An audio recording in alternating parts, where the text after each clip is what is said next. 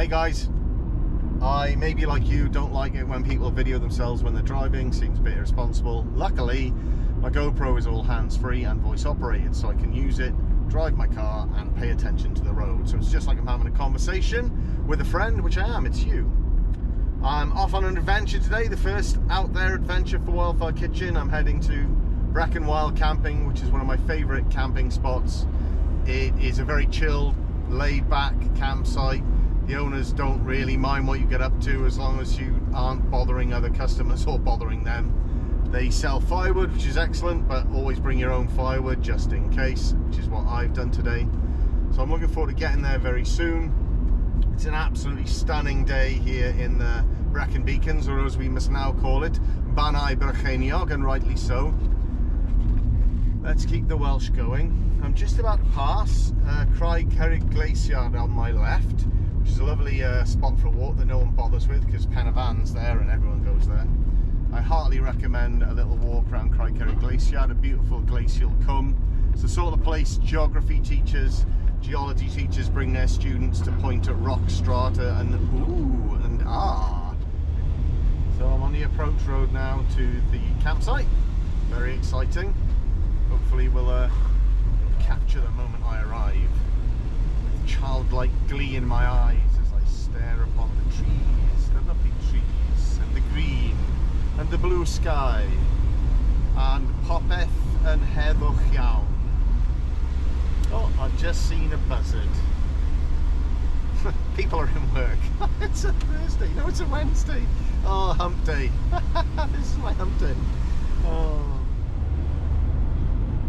And I think I found it and I didn't drive past it. Excellent, well done me. Here we are. Woohoo! Right, I'm off the road now. I'm going to be a crazy person. I'm going to take the camera off and show you what I can see. So this is the lovely Brecon Wild Camping, and those are trees which I'm going to really need quite badly. I hope no one else is in there, otherwise I'm doomed. Oh, black sheep of the family. No such thing as sheep racism, did you know that? It's not a thing. Okay, this is what you all wanted to see. The most stunning van in all of Wales. Pen y Fan, there it is over there. That was a funny joke, wasn't it? What a funny guy. Let's have a look at me in the picture with Pen y Fan. Here I am, guys. Excited to be here. Let's have a little look around my campsite. That will be fun, I think. Let's go. Okay, so it didn't take me too long to set it up. We've got a little cooking area, a little sitting area, and we've got a sleeping area. So the sleeping area consists of this. This is my Tensile Safari Connect. I've always wanted a tree tent, and I thought, hey, go for it. Always thought they look comfy. Let's have a little, let's go inside, guys. Who lives in a house like this? Yeah, quilt, sleeping bags of children. Yeah, that's it. Who lives in a house like this? An idiot. Let's go out. Move into the cooking area. I've got my grill. I've got my Dutch oven. I've got my wood. I don't think I've got enough wood, but that's okay because you come around and sell it. I've got my chopping gear. I've got my axe. It was a lovely present from my wife for my 50th birthday, and is both decorative and effective. I've got my borrowed on long-term loan army issue Gollock, my extremely wonderful Scandi grind bush knife. Under there I've got my dry food. That's a little thing I made myself. Apparently it keeps the bugs away. Not that they usually bother me too much. But it's coffee grinds, cloves, and, well, a candle. That's my bag with all my cooking equipment. I'll go over some of that in a minute for you. I think it's my little sitting seat. Seat for sitting, seat for cooking. My cool box. There's no booze now, I promise. There we go. A little tour of the site. It is absolutely stunning here. More people are arriving. I'm just going to quickly go over some of the cooking gear I've got here with me for today. I've got my trusty Dutch oven, with lid lifter, vital for not burning yourself. That inside is a spacer. I'll be using that later to stop my chicken from burning.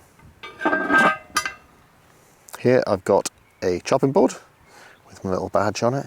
It's got these handy little slide out trays, so you can store food in it once it's chopped. I've got a mixing bowl. I've got a cast iron wok. It's quite small, but it's handy for doing all sorts of little jobs. I say it's handy, I haven't actually used it yet. I think it'll be handy, we'll see. Down here, my main sort of cooking tools. I've got a paring knife, a chef's knife, and a goblin whacker. I don't really know what it's called. It's sort of a cleaver. I think it's got some strange foreign name, but I can't remember it. Apologies to the nation I just insulted. I've got a cast iron grill plate, which is double-sided. Welding gloves. If you're using a lot of cast iron stuff, it's great not to get burnt. Cutlery set, because we don't have to live like animals, and just some simple cooking tools. And I think that set actually came from Asda and was £8. Okay, so I'm out here, Brecon Wild Camping, in the wilds, with the butternut squash. One might wonder why I'm here with the butternut squash, unless you didn't know I was cooking. So what I'm going to do is I'm going to cook the butternut squash in the fire. I'm making curry. I'm going to make my curry in the butternut squash. I have no idea how this will turn out. Could be a catastrophe, but whatever, that's what I'm here for. So, I've got my goblin killer. I've got my butternut squash. What I'm trying to do here is cut it in half, right above where... There. So, I'm going to hollow this out. I'm going to add ingredients in there for the cook.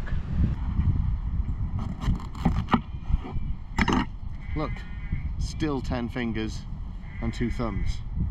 I'm thinking of making a little chimney as well. That'll do, I think. I don't think it needs to be any more substantial than that. If you see, I can see you through the hole. That's my chimney. Now, onion. One honyon, as somebody else says. I can't say that, it's probably copyright them as well. So I've got my cook's knife.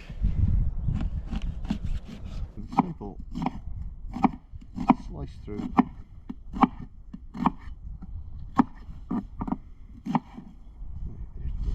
Go away.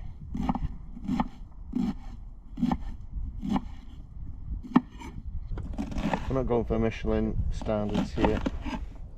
Out in the countryside on a wobbly table. That's my onion prepped. Beautiful sweet pepper. It's going in. Cut them in half. I just remembered something now. I was going to roast this before I put it in. What an idiot. Oh well. A red hot chili pepper.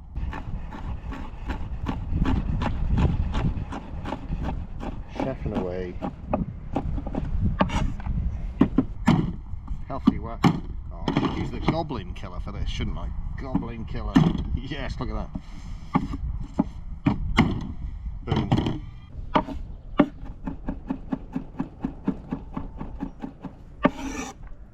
So big chunks in there, but it has never bothered me. If you don't like a big chunk of garlic, I don't think I can even talk to you. Don't play with knives, kids. It's dangerous. Thank you. I'm going to try making naan breads for my curry that I'm eating tonight. Really simple. I've got some flour in there, I've got some baking powder, I've got some salt and a little bit of sugar. Over here I've got yeast with some warm water and a little more sugar. I'm going to pop that in there. Here I've got a tablespoon of melted butter, that's going in. This is natural yogurt. I'm going to get that in there. I'm going to get my hand in there as well.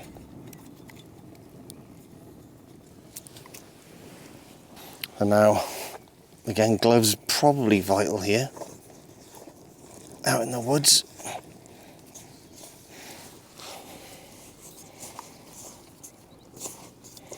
Oh, one little ingredient I forgot. Let's get it in there. Nigella seeds.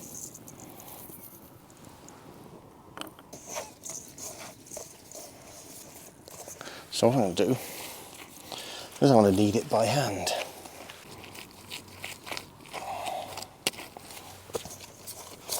Try and get anything else in that pan out. Okay, bam! I'm going to leave that to prove. It's not proving anything important, it's just what happens. It'll raise, prove, hopefully. If it doesn't raise, I'll cry. May stick to it a little bit, but...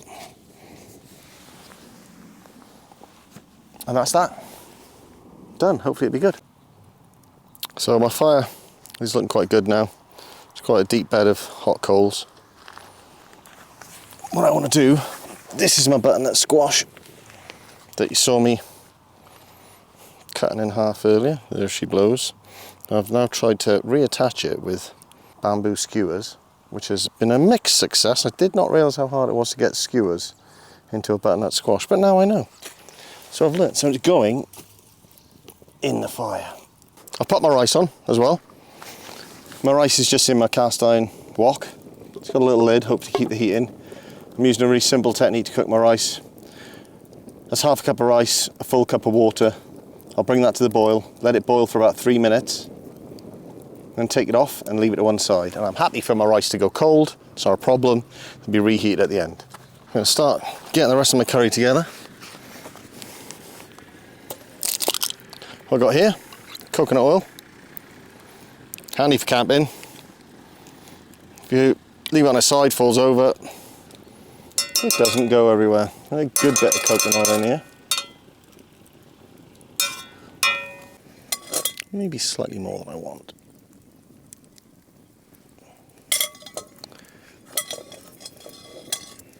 So remember what you got in here? We've got onions, peppers, chilies, garlic.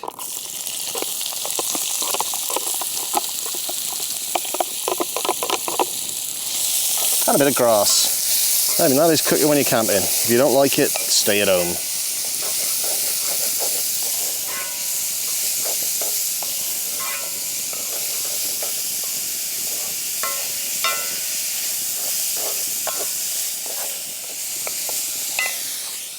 So this is my spice mix. The usual suspects: cumin, coriander, turmeric, cayenne pepper, black pepper.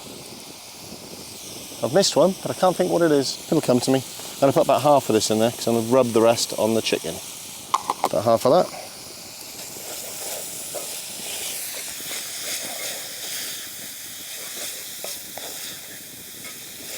So how do you control the heat? Very simple. Control the heat of the fire, move it away. It's colder. Turn it around, the other side's nearer the fire. Move it back, it's hotter. Did you get that? I'll show you again. Move it away, it's colder. Move it towards, it's hotter. Turn it around, you cook the other side more. You have learned a lesson. Okay, got one more ingredient I'm going to chuck in now.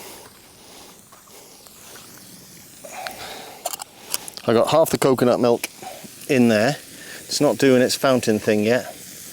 I could be having this curry without butternut squash. I'm just going to add my coconut milk.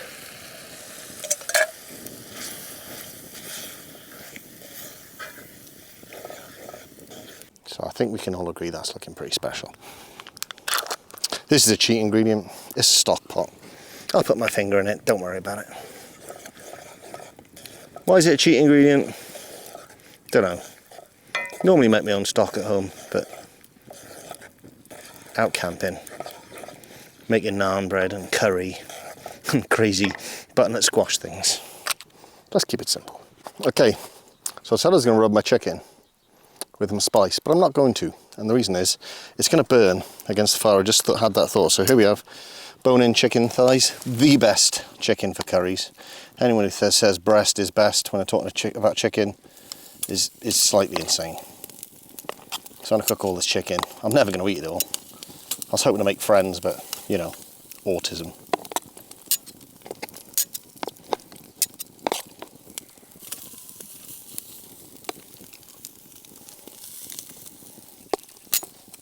So when you put your meat onto hot bars, you don't want to move it straight away because it'll stick. What you want is for your Maillard reaction to happen, your cooking to start, and then it'll free itself up, it'll loosen away, it'll easily lift off, he says, and then all the skin burns off, of course. The sauce is still sweet, as we say. And what do we say? We turn. Now the other side's getting the heat. See, you're learning. So I left my chicken for about 5-6 minutes. It should not stick now. That Maillard reaction should have happened. It should have caramelised and it should come away. And it does. There you go. Science, people. It works, bitches. Richard Dawkins, hero of mine.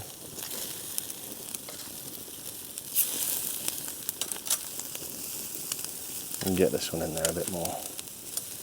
Get in there. Like I said again, don't try moving for a few minutes. Okay, I want to test how cooked this is.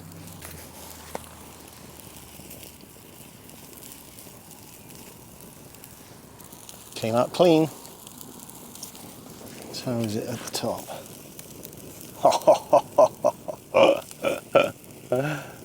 I think that has worked. We didn't get our little volcano, but hey, it's probably escaping out the sides where it is escaping. So I'm going to rescue that from the fire and figure out how on earth I'm going to get the flesh out of it.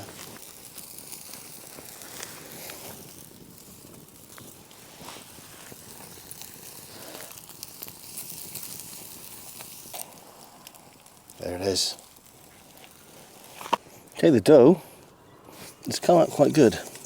So I'm probably going to throw half of this away because I'm never going to need this much. I honestly don't know how these are going to come out. I've made them at home, naan breads, but in an oven. On the fire, I just don't know. I'm just going to do 2. I think we're pretty much done. Let's have a look at the curry.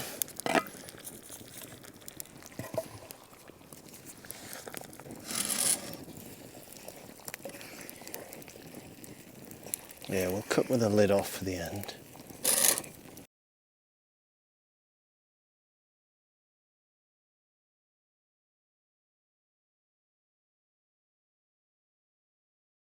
So, a good day today. Everything went quite well, really. From getting here, setting up, cooking. No major disasters. I mean, stands to reason I cut myself, of course. So now, it's 8:15. It's basically bedtime. I think I'll wait till the sun goes down, but then it's bedtime. But also, I might drink some whiskey. It's a tough decision. Whiskey. Hi guys, I'm back in my garden in the Rhondda. Had a lovely couple of days out. I've just finished editing my first video. Lots of lessons learned. I can do the cooking, I can do the camping. The editing and the filming is still providing me with some challenges because once again, and this time I don't know how, I obviously filmed a video of me plating my curry, oohing and ahhing and having a little taste, and that is nowhere to be found. I haven't deleted it because I haven't deleted anything after my previous debacle, and yet somehow it's gone. My only conclusion after a lot of thinking is that I just did not press record. Or the camera was already recording, and when I pressed record I actually turned the camera off. So that's why at the end of the video, instead of seeing some nice footage of me plating up the curry, you instead see some still images. So hopefully I won't make that mistake again, and we'll go back and check every time I've recorded a little scene to make sure it's on the actual reel. But hope you enjoyed, and another video will be coming in a day or two of my second day when I cook a stunning, though I say so myself, ragout and serve it with pomme boulangère, the king of potatoes. Thank you and goodbye.